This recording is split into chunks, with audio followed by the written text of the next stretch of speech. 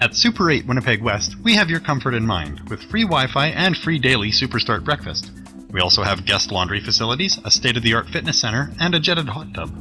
Sleep well in a spacious guest room equipped with plush new bedding, a 50-inch flat-screen HD TV, microwave, mini refrigerator, and Keurig coffee maker. Or book a suite with a kitchen, ideal for extended stays. Super 8 Winnipeg West, located just inside the perimeter on Portage Avenue.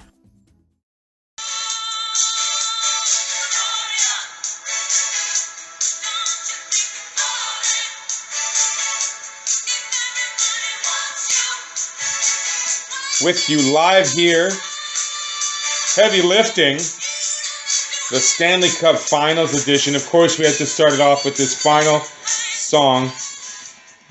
Laura Branigan never thought she had 23 million likes for this view on this song, Gloria. But for the St. Louis Blues, it worked out very well. Joining me is Anthony Jacob. Anthony, how are you doing this evening?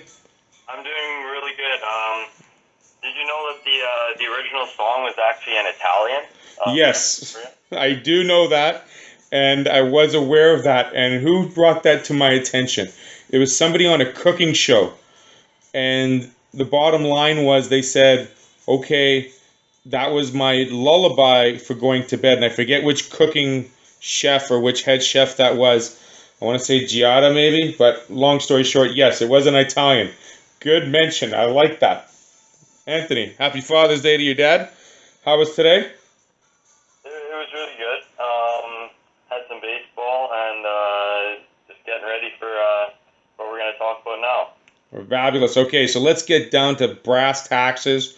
We'll get to the taxes part of it in a sec because our boys at capfriendly.com have got everything broken down for salary cap issues and whatnot, and we'll get to there very shortly. But I would say today's episode, who sponsors you on Insta? Who gives you all the free swag? Is it True Hockey?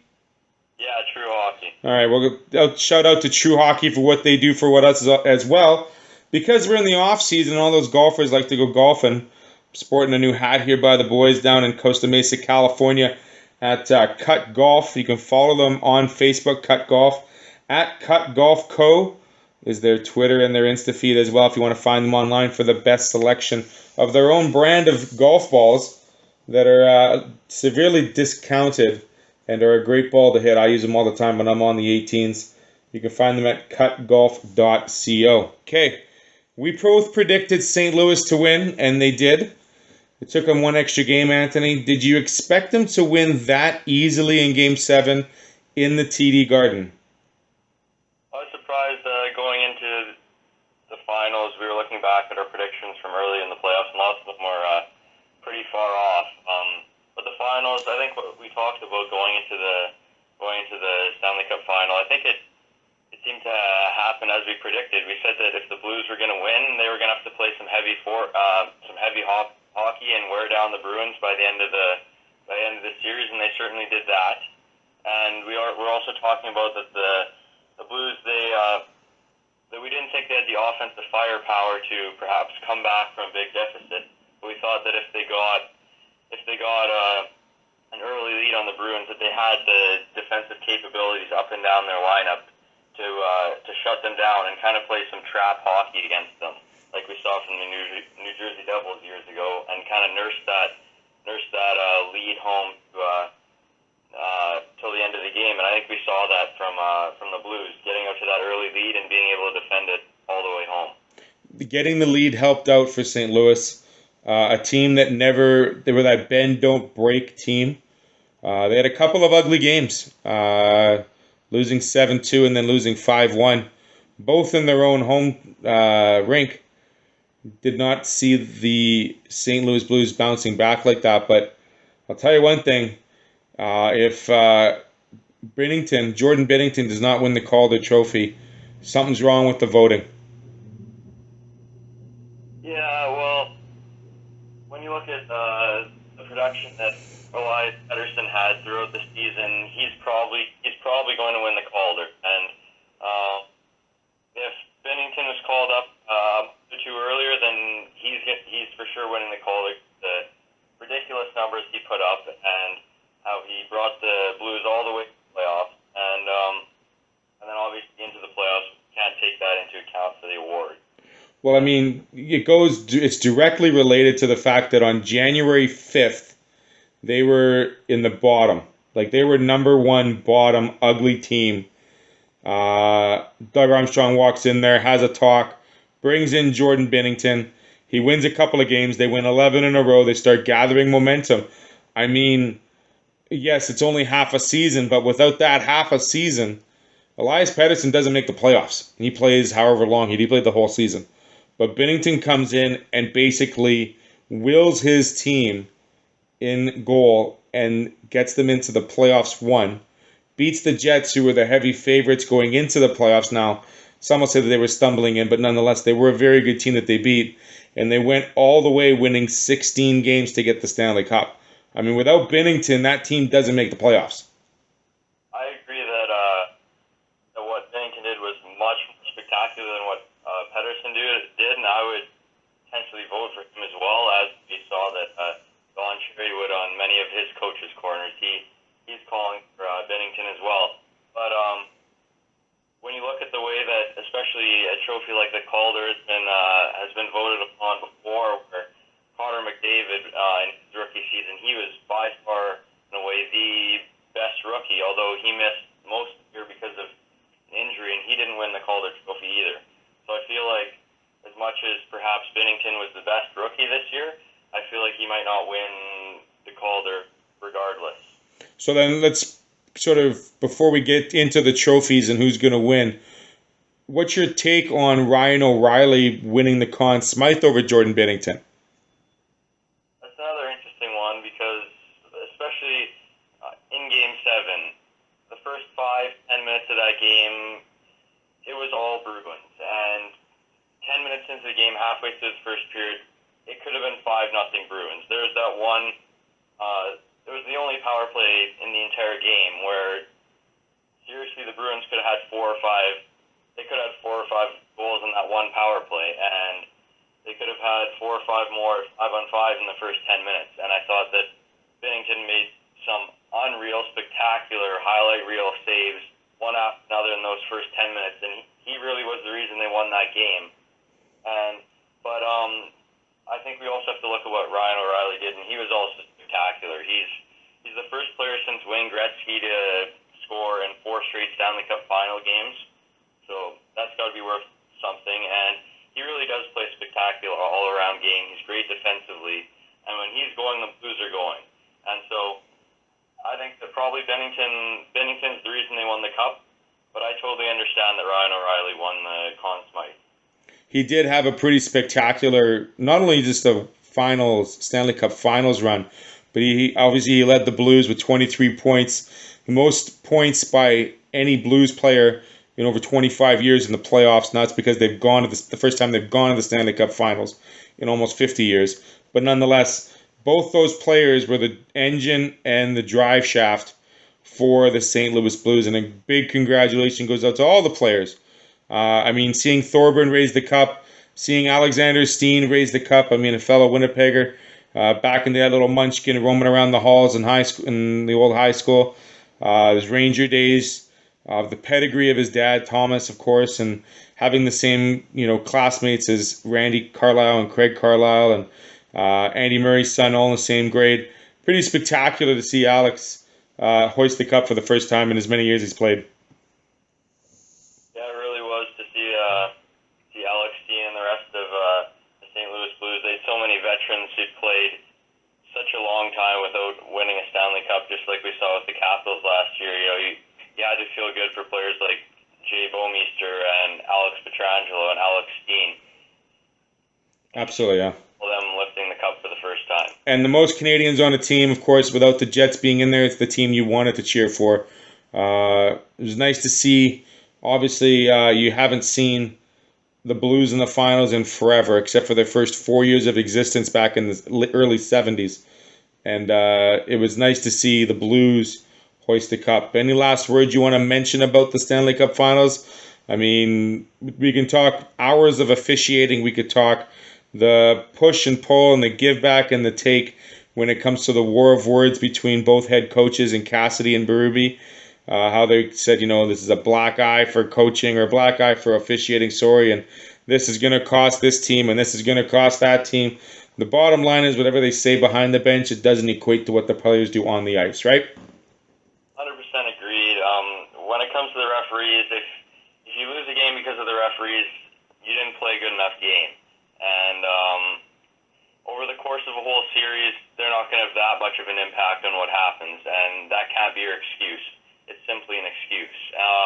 One final thing I thought I'd put on the Boston Bruins is lots of people are saying this is kind of their last hurrah or their last chance at winning a cup, but I think they're going to be a contender for the next handful of years as well, because they've got their core players all locked up.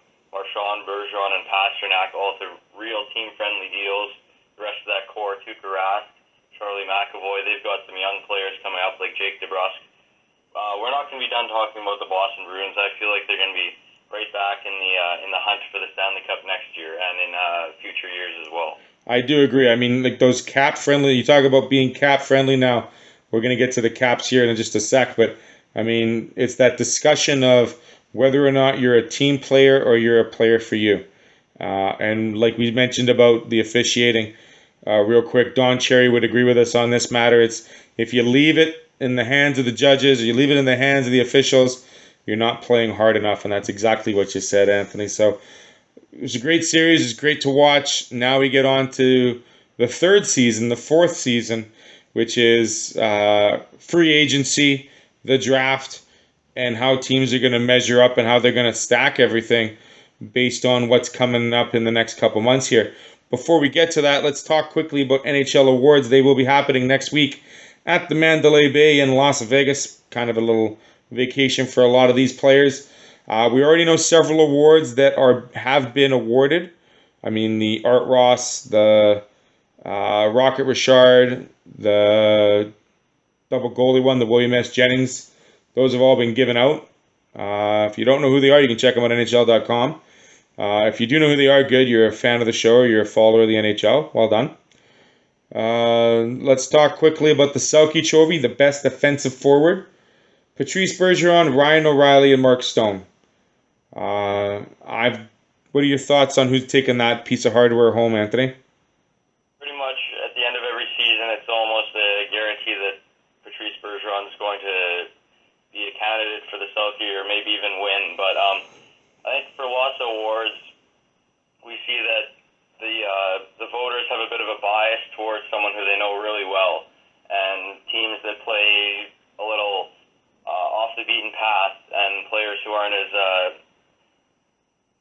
recognized by the media maybe don't get as much attention. And I feel like Bergeron is he's the pick that everyone wants to give the Selke to, but when we looked at what Ryan O'Reilly and Mark Stone did down the stretch and in the playoffs, I think we really saw them on a daily basis what they do defensively. And for Stone, I feel like he's easily the best stick checker in the NHL at turning over pucks that way, but I feel like there's a bit of a bias against wingers in terms of the Selke Trophy.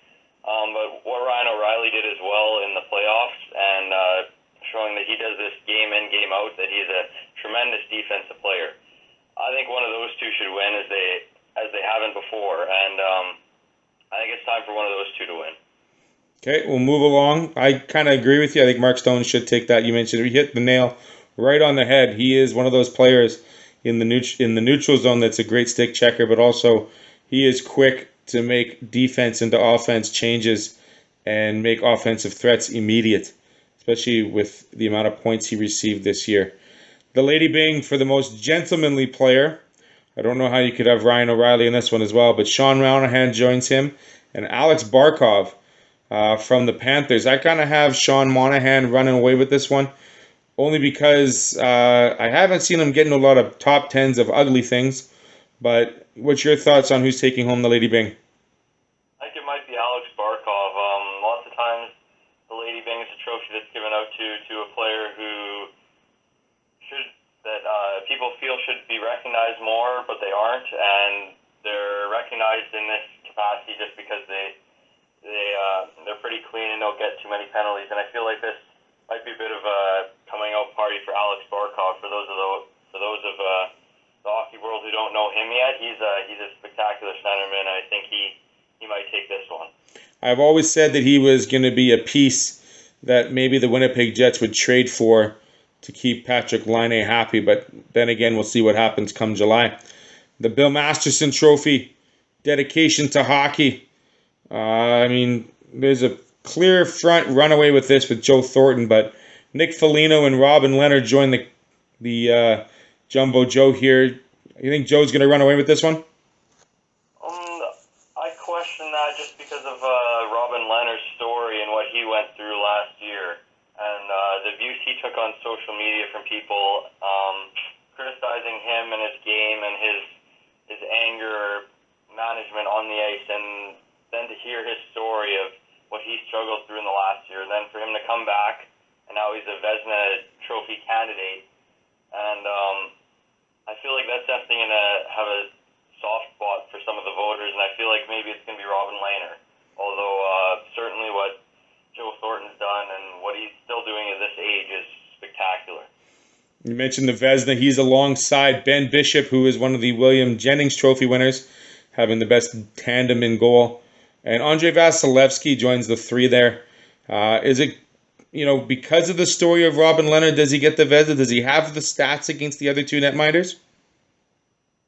That's an interesting question, because when we look at the three finalists, Vasilevsky was hurt for a small portion of the year, and then Leonard and Bishop, they were part of a bit tandems where Lehner split some time and Bishop split some time with their backups, and they didn't play, prototypically we see the Vezina finalists where they're playing 60, 70 games, and it's just a bit different to see goalies who don't have who aren't playing every single night. And so when you look stats-wise, definitely Robin Lehner, he might take it as well, but certainly Vasilevsky, he has a bit of an easier job with such a terrific team in front of him, so perhaps it's going to go to Robin Lehner, and he was a huge part of how the Islanders turned from the worst defensive team last year into the best defensive team this year. Absolutely. It's with, like I said, with Jordan Binnington not in the net for the Blues, Robin Lehner could be exactly the same topic for the New York Islanders, going from worst to first and getting the tutelage from Barry Trotz, who's up for a Jack Adams. The bottom line is they had some great players step up and do what they had to do to get into the playoffs. So Norris Trophy candidates, Brett Burns from the Sharks. I think Mark Giordano from the Flames is going to take this one, and only because Victor Hedman was a little bit injured as well. Who do you take in those three? I think Hedman's the best defenseman out of those three, but I think it's going to go to Mark Giordano. He had a terrific season, his best offensive season. He was a catalyst for what the Flames did, and they had a bit of a comeback season. As much as Brent Burns is a polarizing player, I'm not so sure that he's as good as people are talking about. He really struggles defensively, struggles moving the puck at times, and just overall his play in the defensive end isn't good enough, in my opinion, to be a Norris Trophy contender, and especially to win. King Clancy, we're moving right along, man.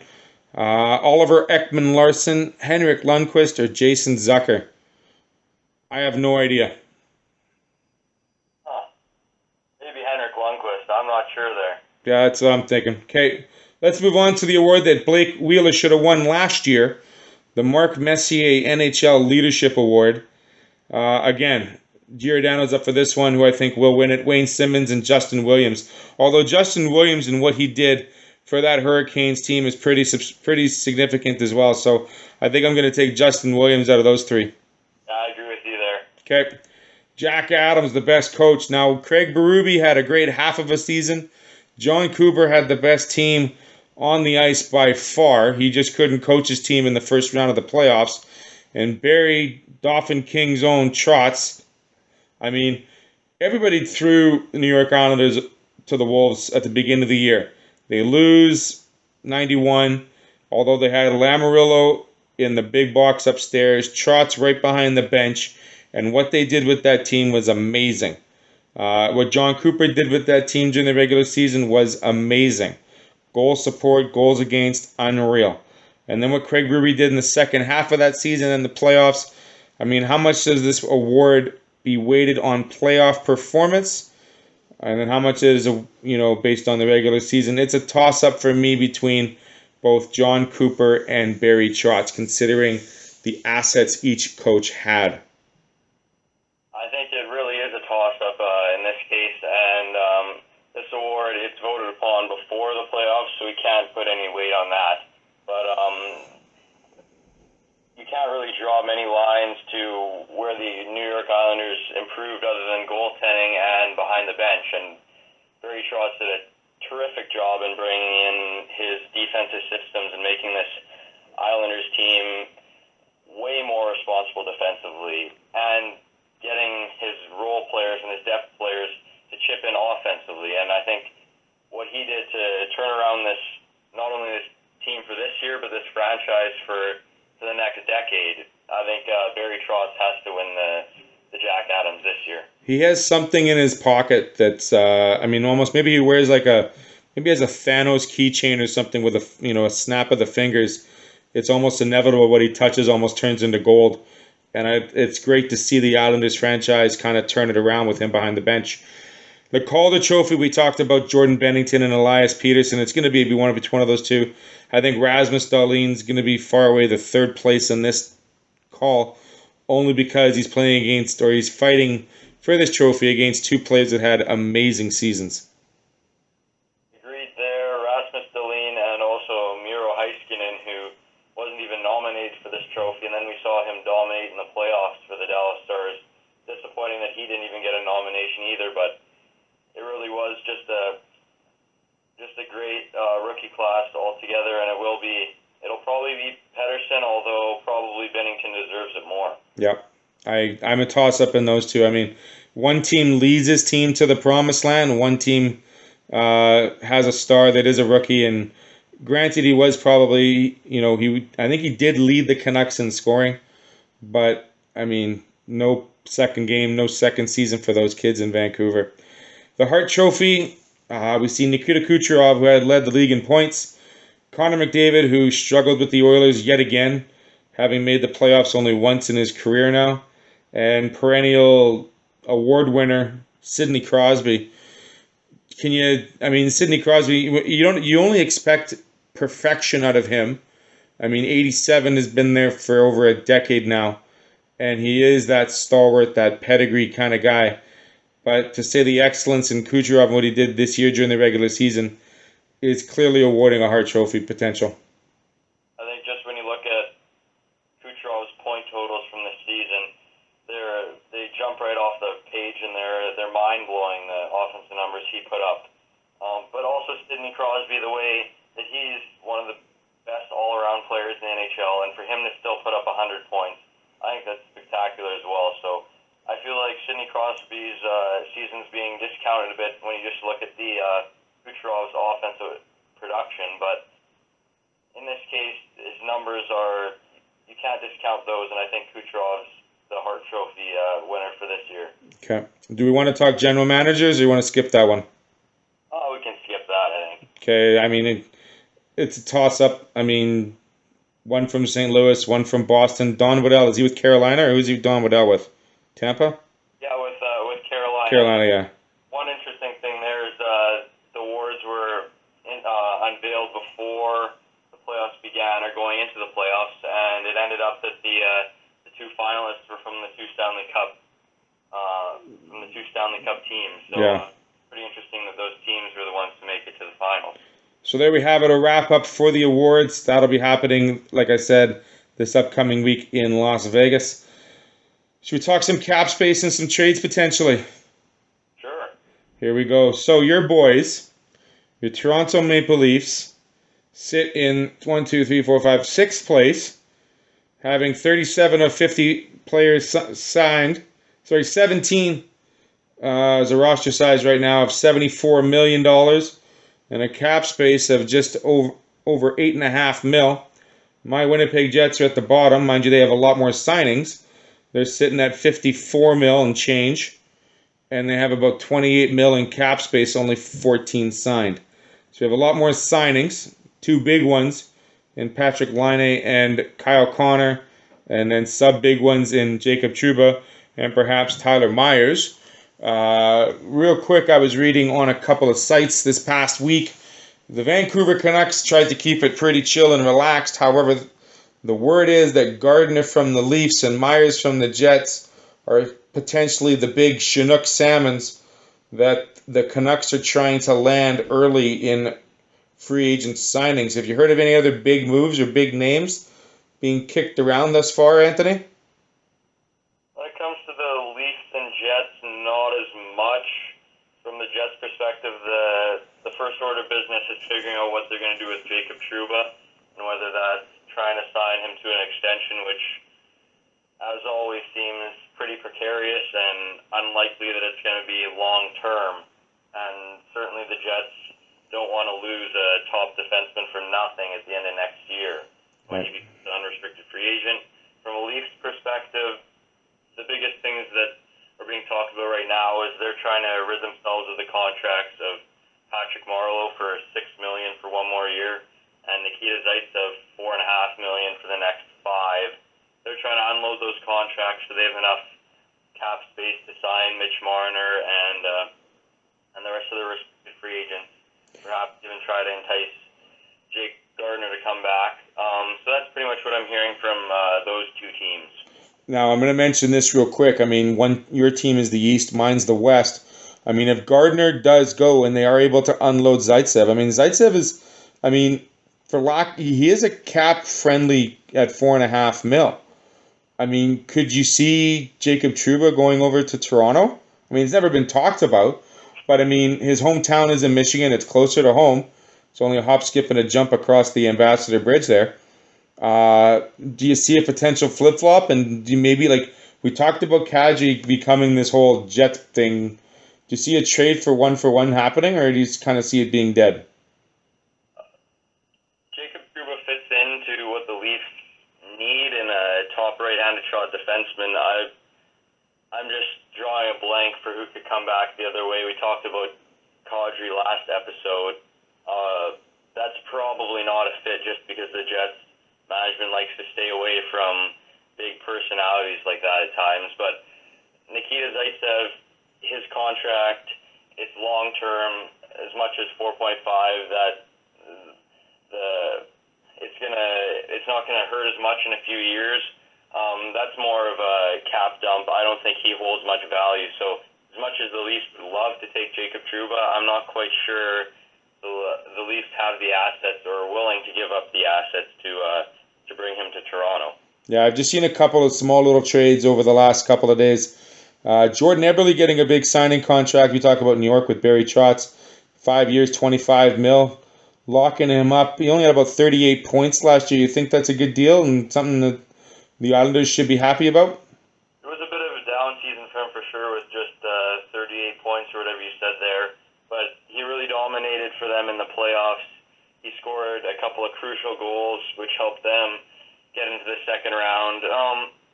He's actually taking a pay cut from what he was making originally. He was making $6 million the last 6 years, and now he's down to $5.5 million. Jordan Eberle is a player who you can pretty much bank on for 25-plus goals and fit into your top 6 somewhere. So I say it's a fair deal for him. Okay, so you like that. I also like the chemistry that he started to build with Matty Barzal when they were playing on the power play together. I think he is one of those veterans that can be helpful. And getting Andrew Ladd back, because, I mean, he's still under contract with the Islanders too. So, I mean, it could be more one of those veteran qualities that helps out the Islanders in the next push for their 2019-2020 season. Any last thoughts? We leave hockey for this year and we start talking about free trades and, or not free trades, free agency. I mean, you wanted to talk quickly about Jordan Binnington. I mean, he's going to be an RFA this year, right? And what do you think he's going to be doing? Good question. He's got 2 years until he hits unrestricted free agency. He's a restricted free agent this summer. So that means that he doesn't quite have the leverage of someone as an unrestricted free agent would have in terms of saying that he could leave to the open market. But you got to wonder if you're the St. Louis Blues, are you willing to go long-term with him? You think that the money is probably going to be around $5 or $6 million regardless of what the term is. But if you're the Blues, are you willing to commit long-term and risk that maybe he's going to leave in a few years to free agency if you don't lock him up long term. But goalies are crazy because one year they can be a Vezina Trophy candidate, and the next year they might be, looking over their shoulder. Look at Jake Allen. We thought one year he was a starter. The next year he's watching Jordan Binnington hoist the Stanley Cup while he's sitting on the bench. Yep. And from year to year, goaltending is so sporadic that it's tough to know what to expect from him going forward. So probably it's going to be a 3-4 year deal around the $5 million mark. And I think for St. Louis, I mean, it's not a terrible gamble to make. I think they've definitely found a diamond in this young rough for this kid. I mean, Craig Berube spoke very highly of him in the A when he played a couple of years. He was very strong there, and it was just a matter of time before they felt he was mature enough to actually come on board with the Blues big team. And look what he did. I mean, the bottom line is, you look at what Connor Hellebuyck did last year, and he signed a big contract in the offseason. Mind you, his contract was up. Jordan Binnington, I mean, you don't want to toy with a player like this. You want to lock him up. I think you want to show good diligence on how well he's performed and how well he will perform in the future. And he's a young kid, so I think you have an opportunity here to do something good for both sides. The Philadelphia Flyers, they sit at the bottom with the fifth biggest budget to spend, $49 million on the books right now. But they have to address their goaltending. That has been their Achilles heel for almost a decade. Ever since Brizgalov had his one run and done, and then after that, they've had no goaltending that's helped. Do you think Carter Hart's going to be that guy, or do you think they're going to go look for something else? Carter Hart's definitely the guy going forward. You'd certainly like to have someone as a stopgap.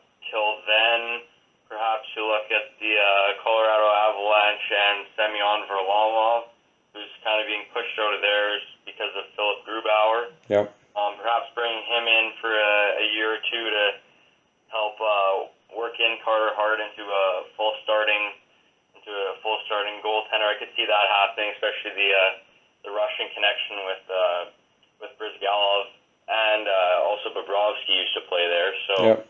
Certainly that's a bit of a connection there, perhaps. So I don't think they're going to be hunting for a big name goaltender because they know that Carter Hart's coming up, and even what he did this past season was pretty spectacular in trying to turn around what has been a black hole for goaltending for the Flyers. Yeah, people talk about black holes. My son brought this up actually. What was the Bermuda Triangle, and why does no one talk about the Bermuda Triangle anymore? And things don't get disappearing unless you're a Philadelphia goaltender. You get stuck in there and you get non-existent very quickly because you just can't carry the team on your back. Something's got to be fixed there, and I think for the fans of Philadelphia, you want to see them do their best and make sure that they get some good starting goaltending. If it's Hart, yeah, good for him. If they do go for someone like a Russian out of Colorado, maybe they draft somebody, who knows. But the thing is, they've got too many young players. They need someone of a veteran quality to really step up and stand out and be that set of shoulders for that team. Anthony, let's quickly talk. We're going to leave hockey right now. We'll probably talk about hockey after the draft, see who goes 1, 2, 3 up to 10. Do you think your Blue Jays have thrown this season away? At this point, it's not looking good for them, although they did win 12-0 today against the Houston Astros. Yeah. Which is pretty impressive considering the 15-2 the other night or something? Sorry? Wasn't it like 15-2 last night? Yeah, it was something like that as well. So that's a good sign in terms of that. But in terms of the season in general, the Blue Jays are struggling.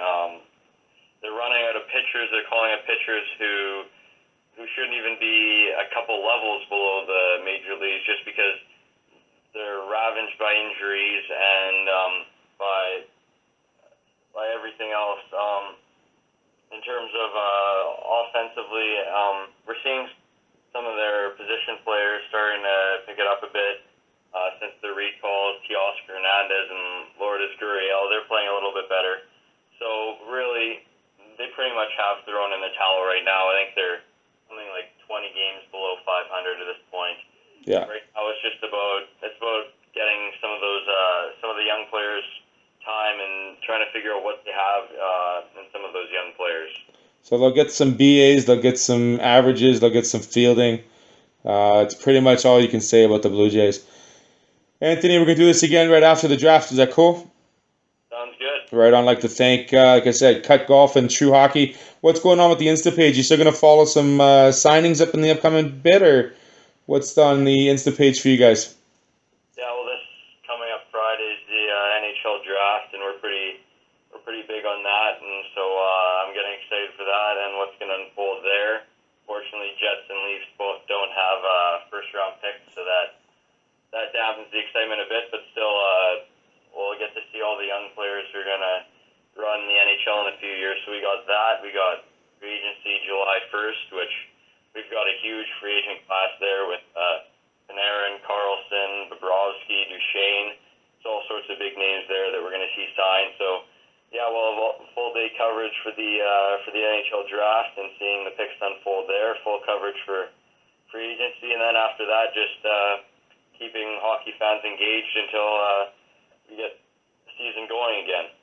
Well, Anthony, I want to thank you very much for your time on this Sunday evening, and we will chat very soon because, like I said, it's a very busy week coming up, and then, like you said, Friday's the draft already, so we're going to see some excitement here into the weekend. I want to thank everyone for joining us. Thanks for the waves. Thanks for following us here on the Facebook Live. This is Theo the Juggernaut. Anthony Jacob at NHL.discussion on Instagram. Follow us, like us at Theo Sports on Twitter. Great evening. Thanks so much for joining us, Anthony. Very much. Right on. We are good to go.